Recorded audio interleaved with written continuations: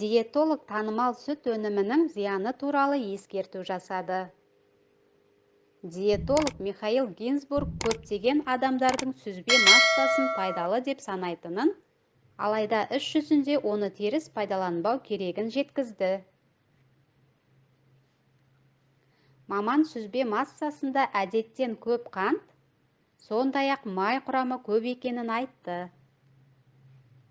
Сүзбе құрамының бұл комбинациясы оның барлық пайдалы қасиеттерін жоққа шығарады дейді.